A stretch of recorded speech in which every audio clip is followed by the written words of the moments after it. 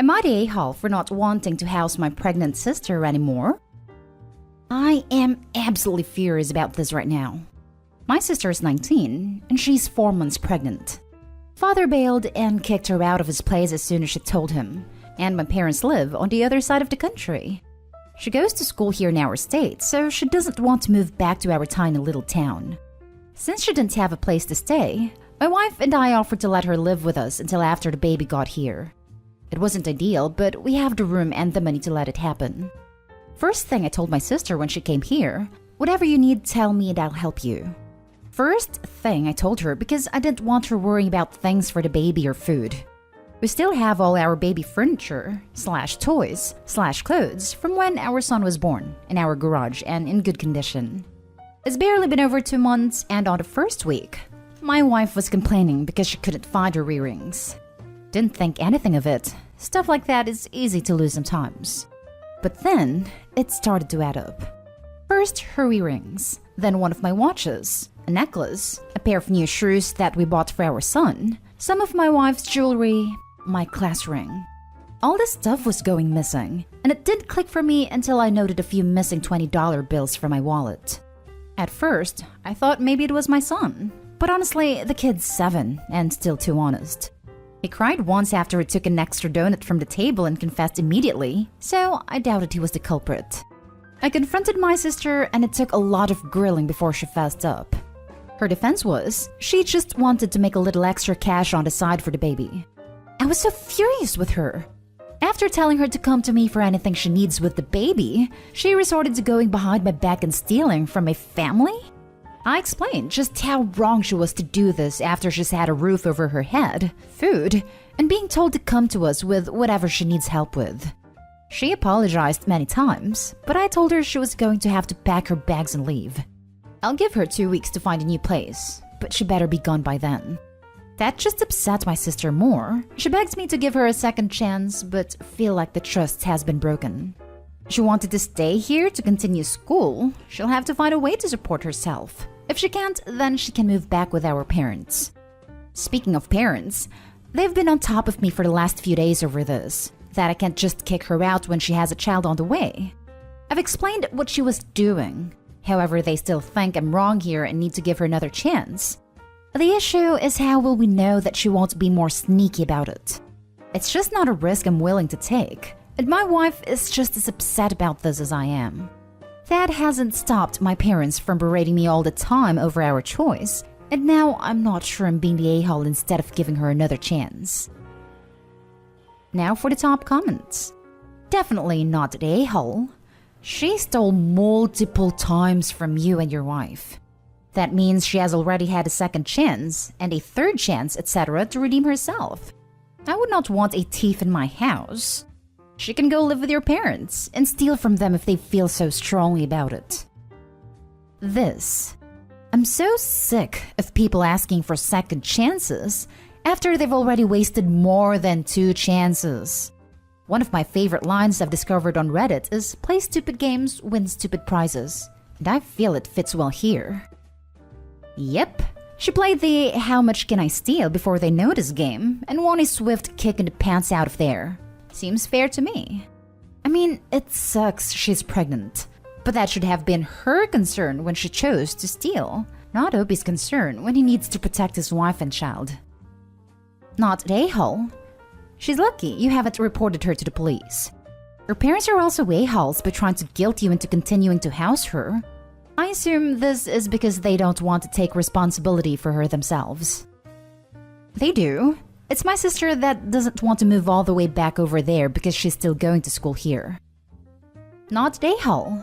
I have a feeling being pregnant isn't the only reason the boyfriend kicked her out. It may very well have simply been the last straw. I wonder what her story will be of how she came to leave your home. The thefts are only what you have discovered so far. What else is missing that you haven't discovered yet? Things in storage? That kitchen gadget you never use? Art? You need to lock your credit down. If she had access to your files, social security number, DL, BC, and such, I would not be surprised that she has opened credit cards in yours, or your wife's, or your son's name. Do you have any accounts in your son's name? Savings bonds? Education fund, check them. Are they intact? And since your parents are so determined that a thief to be housed on someone else's dime, buy her a one-way ticket to their place and ship her belongings. It will be cheaper in the long run. Lock down anything of value. You've now given her 14 days to ransack your place. Any way at all for you to get any of your things back?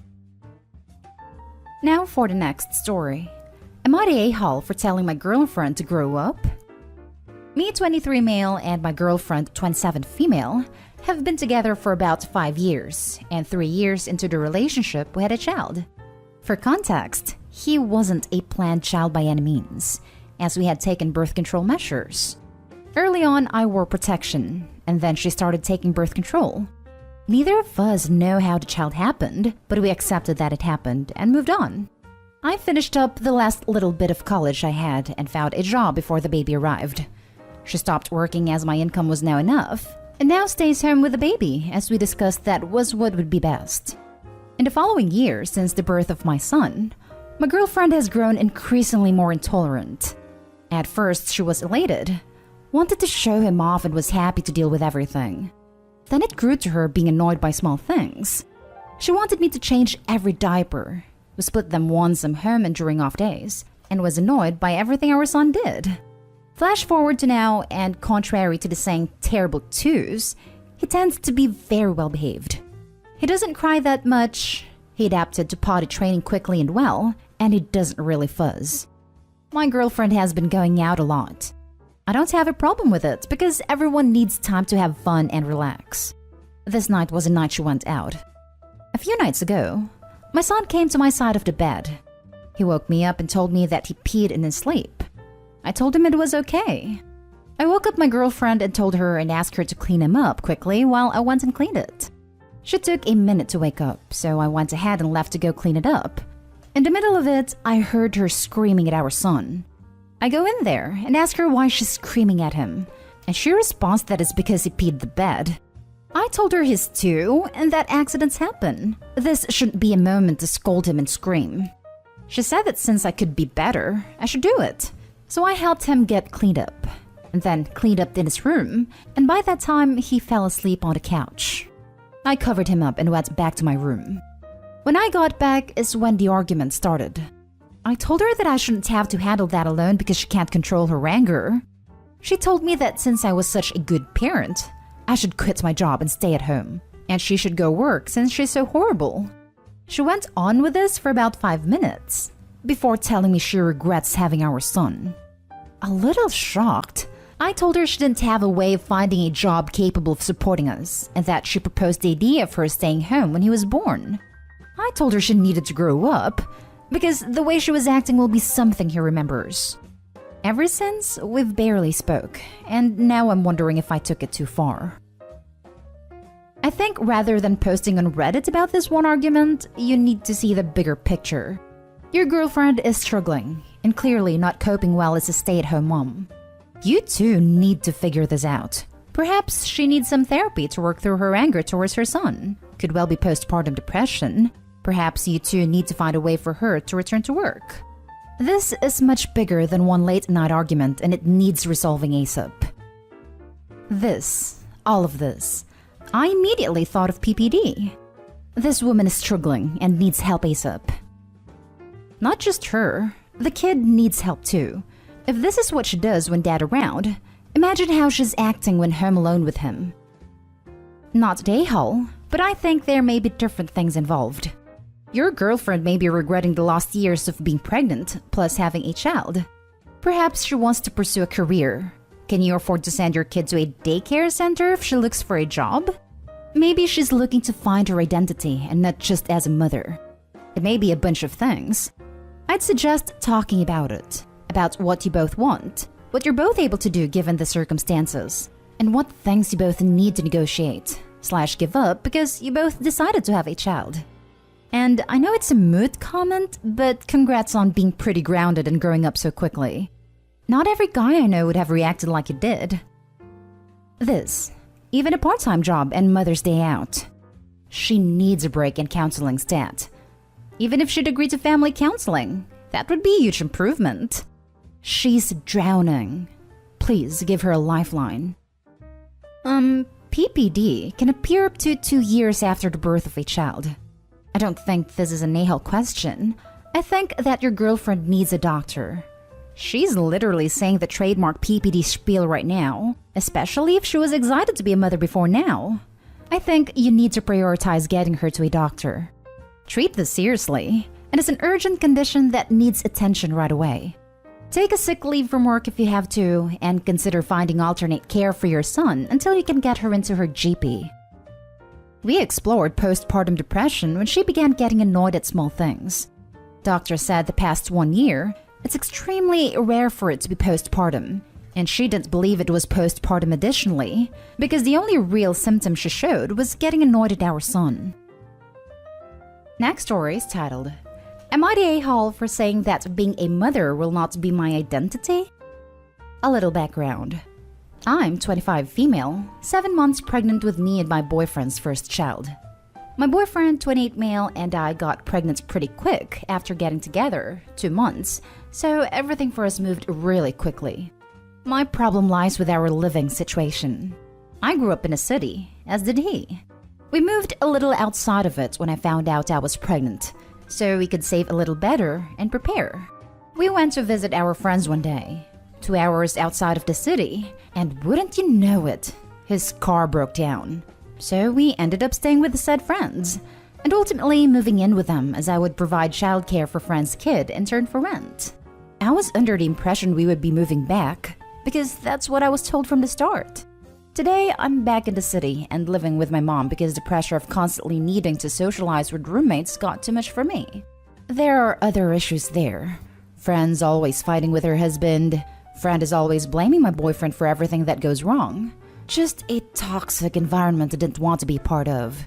Boyfriend started talking about apartments up there, but I said I didn't want to stay living there. He said he didn't want to move back to the city. I said there aren't many opportunities for me job-wise up there. And he told me it's okay. He can provide for our family and I can be a stay-at-home mom. This kind of took me by surprise. I told him I can't not work. I'd go insane. I told him I wanted a career and I wanted our son to grow up with every opportunity, including the diversity of the city. He said it's okay, I just need to focus on being a mom. I told him being a mom isn't going to be my identity, and I still have my own life outside of the family, as does he. He got so mad. He ignored me for 2 weeks without returning my texts or phone calls. I haven't seen him for a month now. And is acting like I'm a terrible person for even considering that. Am I the a-hole here? I feel like it shouldn't be my job to be the only parent. But he's my first kid, so I'm not sure if I'm overreacting or being a bad mom. This whole situation has made me feel like I shouldn't have gone along with the pregnancy because my feelings and desires became bottom of the list. Now for the top comments. Red flags galore, girl. He is expecting your identity to disappear within your family. And not returning your calls or texts for 2 weeks? At this point, you'd be better off a single parent in the city. Not the a-hole. Agreed. Not the a-hole. If he ignores you for 2 weeks, that should be enough of a sign. Had my last ex ignored me for 3. Thankfully, he replied when I told her I wanted my stuff back. I got it and blocked her on everything. Also, it's not just ignoring his girlfriend for 2 weeks. It's ignoring his 7 months pregnant girlfriend for 2 weeks. That's just ridiculous. What if she had issues, or appointment changes, or, well, anything? I think you know you're not the a-hole. I think you also know that this relationship is not going well. Ignoring your very pregnant girlfriend for 2 weeks is a red flag, as is insisting on you being a stay-at-home mom. How long can you stay with your mom? Because honestly, I think you need to prepare for the possibility that you are doing the single. Work on looking for a job and finding a place for you and the baby to live in the city. Hopefully, he comes around and can, at the very least, co-parent like an adult. Also, the decision-making of having your car break down somewhere so then you just live there? I know it's not the biggest issue here, but isn't that a little odd? Now for the last story. Am I the a-hole for calling my wife irresponsible? My wife, 25 female, and I, 26 male, have a baby girl that just turned 2, who we'll call Zoe. My wife loves cosmetics. She'll practice a lot and says she's even thinking about starting a makeup artist business. However, she lately has been wanting to practice makeup on Zoe, which I was cautious about but didn't mind as long as it wasn't a full face, nor could she do it every day. She agreed to that. The next day, I heard Z whimpering in her room, so I decided to check on her, and I saw that her skin was terrible. She had a really bad rash and blistering in her face. Her left eye was swollen. Her skin was very irritated, and she kept scratching, making it more irritated. I quickly got us both dressed and rushed to the doctor's office, and it ended up being contact dermatitis. 1 hour after the appointment, my wife came home excited, saying she can't wait to do another makeover on Zoe, and that she bought new products for her to try. I confronted her and demanded that she tells me what did she put on Zoe's face. She admits to me that it was a full face of makeup while I was at work, and that they even went out to the park so others can see her talent. I called her crazy and irresponsible because now our daughter has contact dermatitis, and that she broke our agreement. She got upset with me, calling her irresponsible, and lashed out at me, saying she was only trying to make her look pretty, and that she wanted Zoe to have a passion for makeup like she does, since she doesn't even pay attention to it. So now I'm wondering, am I the a-hole for calling my wife irresponsible? Not the a-hole. Your daughter is not a doll. Calling your wife irresponsible is an insult to responsible people. Jesus Christ. I have 3 kids who love makeup, /dress up, /nail stuff. The most I usually put on them, youngest is 4, is some blush, eyeshadow and lipstick, not even once a month. A couple times I've let the almost 8-year-old use mascara because she felt left out not getting shadow /blush because of her sensitive skin. We are very careful taking it off to avoid her eyes. A full face of makeup on a 2-year-old? What the hell is wrong with her? My mom let me play with it infrequently at best, until I was old enough to understand what I wanted. This is a whole other nightmare. Not the a-hole. I'm a makeup artist, and I was taught to never, ever put makeup on children, especially babies. For that reason specifically, and because baby skin is still so new and sensitive, and you're damaging it by putting unnecessary products on it that were never meant for babies or even toddlers. Your baby cannot say no, and your baby cannot fight back against your wife. And your wife is treating your baby like a mannequin that should be decorated and showed off. This is not okay, and it needs to stop. I'd also like to add that it's incredibly messed up that her reason was to make her look pretty. Like there's just so much wrong. Not the a-hole. A 2-year-old should not be dealing with makeup like that at all. Why does a toddler have to look pretty? They're toddlers. Your wife is hurting your kid and is also imparting bad lessons onto her. This has to stop before she causes serious damage, physical and mental. She needs a wake-up call, fast. If she wants to be an artist on your kid's face, have her learn how to face paint. With the correct products, toddlers love sparkles and rainbows anyway. But otherwise, she can get a model head and practice on that. Edited to add. Also, your daughter doesn't like the way it feels, and it's hurting. So, your wife is pretty much guaranteeing that her child will hate makeup of all kinds if she keeps this up.